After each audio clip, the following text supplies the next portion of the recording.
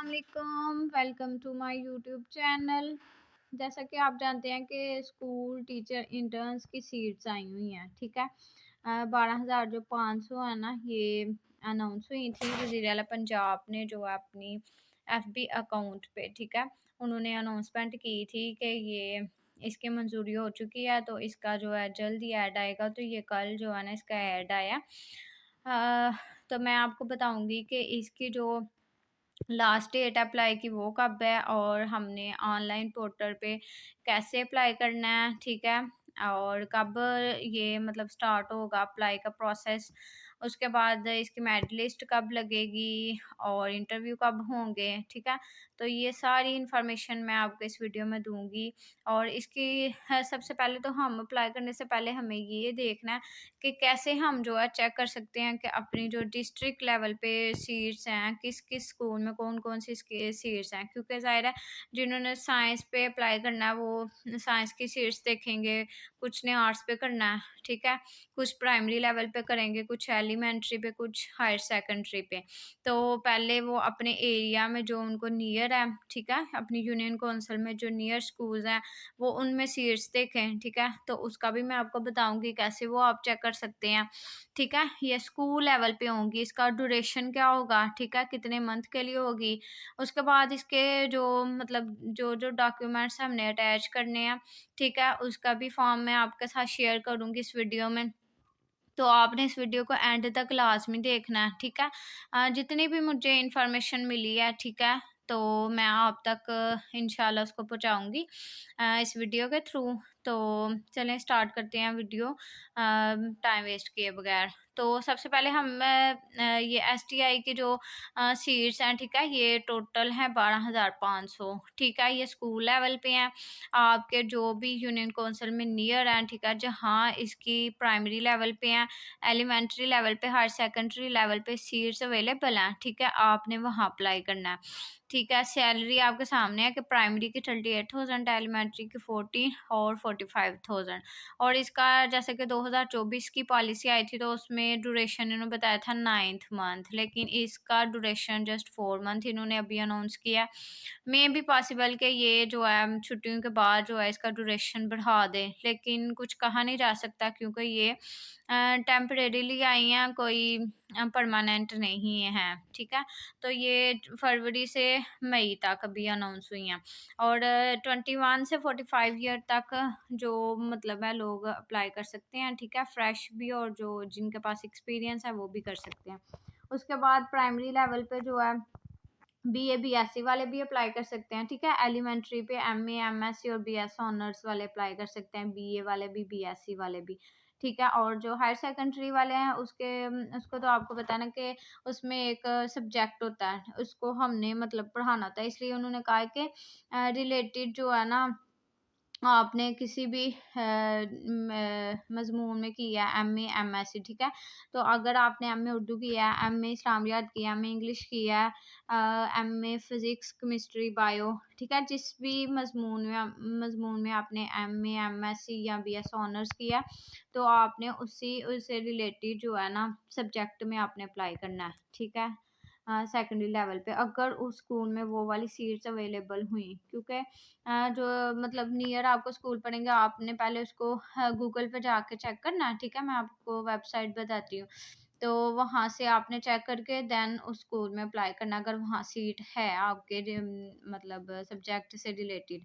और अगर सीट नहीं है तो फिर आप प्राइमरी और एलिमेंट्री लेवल पे भी अप्लाई कर सकते हैं, क्योंकि इसमें तो ऑल सब्जेक्ट वाले अप्लाई कर सकते हैं ना। और इसका ना शेड्यूल थोड़ा चेंज हुआ। कल जो मतलब डेट इन्होंने मेंशन की थी ना 22 से 24 तक, तो लेकिन अभी जो है अनाउंसमेंट हुई है कि जो है ना इसका शेड्यूल थोड़ा चेंज हुआ है, क्योंकि जो पोर्टल है ना ऑनलाइन पोर्टल वो अभी ओपन नहीं हो रहा, ठीक है। तो उसमें अभी इश्यूज आ रहे हैं तो इन्होंने डेट चेंज कर दी है सारी। अब 22 से 24 तक जो है ना अप्लाई नहीं, अब 23 से कल जो है पोर्टल ओपन होगा तो आपने अप्लाई करना स्टार्ट करना है और 25 तक आप अप्लाई कर सकते हैं, ठीक है। उसके बाद जो है ना 27 और 28 को जो है ना ये हो जाएंगी मेरिट लिस्ट लग जाएगी, ठीक है। तो स्कूल के नोटिस बोर्ड पे लगेगी मेरिट लिस्ट, फिर वहाँ आपने जाके देखना, अगर आपका मेरिट लिस्ट में नाम है तो फिर आपका इंटरव्यू होगा, ठीक है। और अगर आपको मतलब कोई भी कंप्लेन वगैरह है कि आपका जो है मेरिट लिस्ट में नाम आया है लेकिन आपका इंटरव्यू नहीं लिया गया या आपकी सिलेक्शन हुई, कोई भी मतलब आपका इशू है, आपने ऑनलाइन अप्लाई किया उसमें कोई भी मसले हैं, तो उसके लिए आपने जो है 29 तक जो है ना वहाँ आप कंप्लेन कर सकते हैं, ठीक है। उसके लिए भी आपको वो प्रोवाइड करेंगे जहाँ आपने कंप्लेन करनी है, ठीक है। उसके बाद 30 और 31 तक जो है ना फाइनल जो है लिस्ट लग जाएगी, और फरवरी से मतलब 1 फरवरी से जो है ना स्कूल में टीचिंग करना स्टार्ट कर देंगे जिन जिन ने अप्लाई किया और जो जिनको अल्लाह पाक कामयाब करेगा। और इसमें ज़्यादा वो लोग कामयाब होंगे जिनके एकेडमिक मार्क्स जो हैं हाईएस्ट हैं, ठीक है। क्योंकि ज़ाहिर है उनका इनका जो है टेस्ट भी नहीं होगा, ठीक है। इंटरव्यू का जस्ट 5 मार्क्स है, तो उसमें 2-3 नंबर तो सबको ही मिल जाते हैं। वो आपका कॉन्फिडेंस लेवल चेक करते हैं, ठीक है। उसके बाद वो आपकी पर्सनालिटी चेक करते हैं, वो मतलब आया ये देखते हैं कि आप इस लेवल पे बच्चों को किस तरह पढ़ा भी सकते हैं, नहीं पढ़ा सकते। तो ये सारी चीज़ें देख के वो इतने मार्क्स तो इजीली बंदा ले लेता है, ठीक है। जो और उसके बाद आपने अगर तो बीएड किया है, ठीक है, उसके भी आपको एक्स्ट्रा जो है बीएड एमएड के ना 10 मार्क्स मिलेंगे, तो उससे भी आपका जो है मेरिट हाई जा सकता है, ठीक है। क्योंकि कुछ लोगों ने बीएस किया होता है, मतलब बीएड नहीं किया होता, लेकिन जिन्होंने टीचिंग के प्रोफेशन में आना होता है तो वो बीएड तो करते हैं, ठीक है। तो बीएड के भी एक्स्ट्रा मार्क्स दिए जाएंगे, तो इसमें वो पीएचडी एमफिल वगैरह के ना ये मार्क्स नहीं आपको दिए जाएंगे।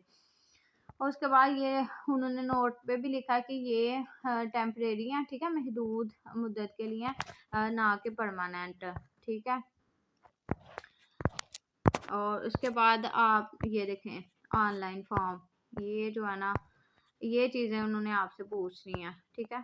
ये स्कूल टीचर इंटर्न्स, ठीक है, एप्लीकेशन फॉर्म है जिसमें आपने पोस्ट, तहसील का नेम, ठीक है, विलेज, उसके बाद डेट मेंशन कर दी है, डिस्ट्रिक्ट नेम, उसके बाद नेम ऑफ मार्क्स मरकज़, ठीक है। उसके बाद name of school for applied, ठीक है। उसके बाद पर्सनल इंफॉर्मेशन, उसमें CNI नंबर। और हाँ एक वो ये बात कि आपने जब भी ऑनलाइन पोर्टल ओपन होगा ना उस पे पहले सबसे पहले आपने CNIC से रजिस्ट्रेशन करनी है, ठीक है। आपका अकाउंट क्रिएट होगा, उसके बाद आप जो है ना लॉगिन करके तो मतलब अप्लाई करेंगे, फिर ये फॉर्म सारा ना आप फिल करेंगे। उसके बाद एप्लीकेंट नेम, ठीक है, जिसने अप्लाई करना है उसके फादर का नेम या हस्बैंड का नेम अगर वो मैरिड है, ठीक है। जेंडर ये, और अगर आप मैरिड हैं तो वो वाला आप स्टेटस जो है क्लिक करेंगे। उसके बाद रिलीजियन, आप मुस्लिम है नॉन मुस्लिम है, ठीक है।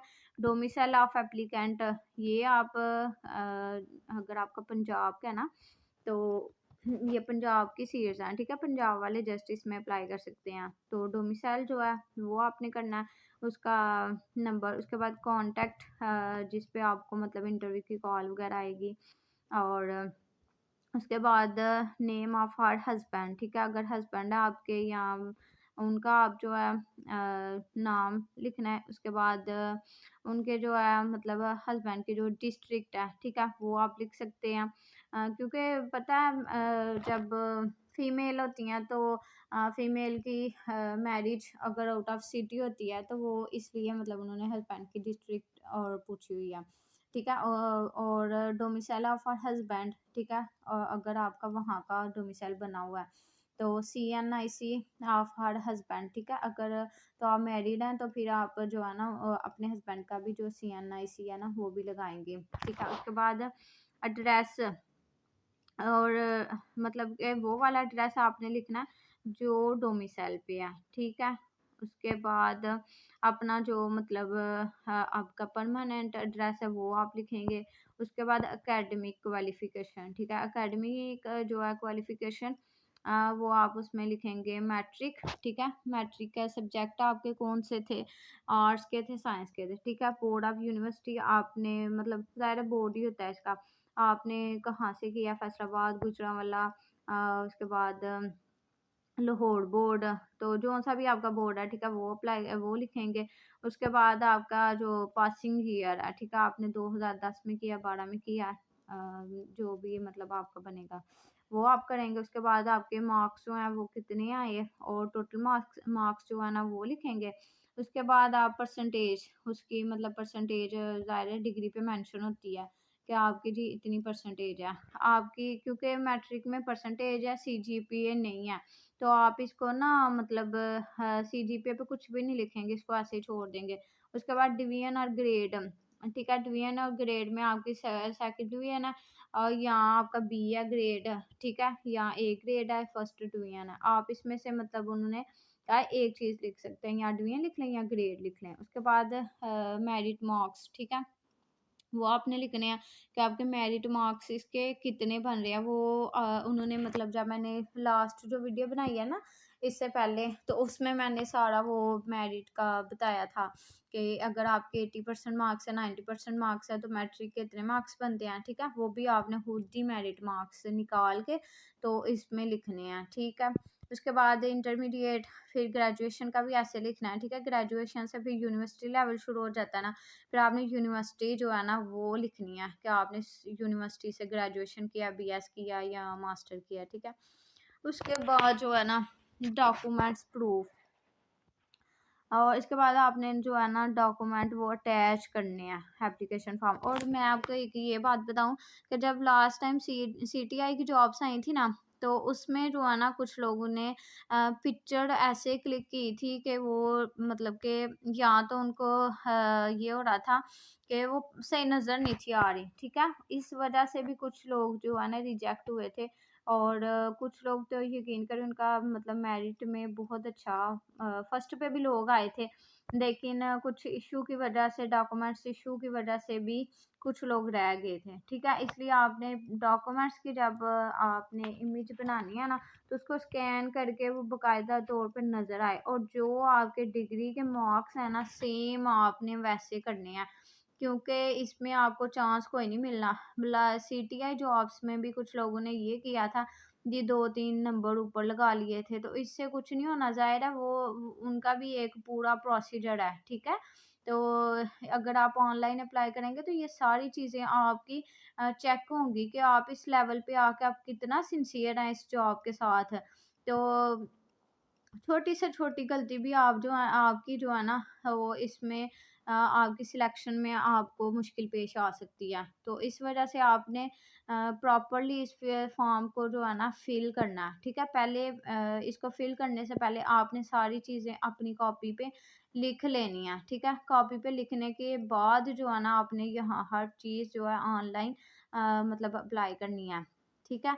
तो ऐसे ही है कि फिर रिव्यू भी इसका करें, जब आप सारा फॉर्म फिल करें इसको रिव्यू करके देन आप इसको जो है ना सबमिट कराएं, ठीक है। आप देखें CNIC copy of her husband, और हस्बैंड की जो है CNIC की कॉपी भी लगेगी, CNIC कॉपी भी लगेगी आपकी भी, ठीक है, डोमिसाइल की कॉपी लगेगी। उसके बाद सर्टिफिकेट और डिग्रीज वगैरह ये भी लगेंगी, ठीक है। और उसके बाद हस्बैंड का जो है डोमिसाइल वो भी लगेगा, तो सिग्नेचर होंगे, डेट, ठीक है। ये सारी चीज़ें ही होंगी आपके जो है ना जब आप ऑनलाइन अप्लाई करेंगे ना, तो ये सारी चीज़ें जो है ना वहाँ पोर्टल पे आपको ऑनलाइन इनपुट करनी पड़नी है, ठीक है। तो आप ये सारी चीज़ें रेडी हो जाएं, क्योंकि इसमें जो है ना हमारे पास टाइम बहुत कम है। देखें उन्होंने 22 से 24 डेट दी थी, ठीक है, 2 से 3 दिन। तो अब मतलब थोड़ा शेड्यूल चेंज हो गया, तो अब 23 से 25 तक है। तो आपने जो है ना इसकी अब इस फॉर्म में जो जो चीज़ें मैंने आपको बताई हैं आप उसको लिख के रेडी रखें, जैसे ही पोर्टल ओपन हो, ठीक है, आप उस पर ऑनलाइन अप्लाई कर दें, क्योंकि ज़ाहिर है बहुत सारे लोग अप्लाई करेंगे, बहुत से लोग अनएम्प्लॉयमेंट हैं, ठीक है, जॉब्स के लिए लगे हुए हैं। तो ज़ाहिर है कुछ फ्रेश हैं, कुछ एक्सपीरियंस लोग हैं जो मतलब ये अपॉर्चुनिटी अवेल करना चाहेंगे। तो आपने जो है ना कोशिश करनी है कि ज़ाहिर है बाज़ दफ़ा नेट इशू भी हो जाता है कि मतलब बड़ा टाइम लग जाता है ऑनलाइन पोर्टल पे, क्योंकि लास्ट टाइम जब सीटीआई की जॉब्स आई थी ना, तो बहुत सा मतलब ऐसे इशू बने थे और फिर डेट भी एक्सटेंड हुई थी। तो इसका पता नहीं इन्होंने कहा है विदिन मतलब 15 डेज़ जो है ना इन्होंने इसका प्रोसेस कंप्लीट करना है, ठीक है? तो आप लोग बेस्ट ऑफ लक। अल्लाह पाक आप सबको कामयाब करे जो